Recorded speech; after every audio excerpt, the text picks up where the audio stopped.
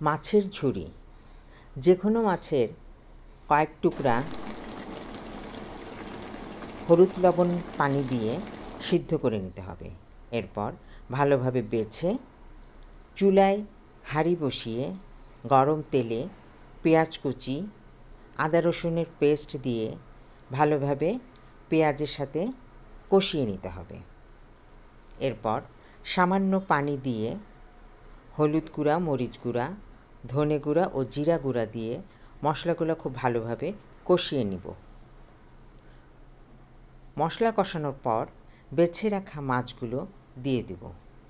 মশলার সাথে মাছগুলো ভালোভাবে নেড়ে স্বাদমতো লবণ দিয়ে সামান্য পানি দিয়ে মাছগুলো মশলার সাথে মিশিয়ে ফেলব।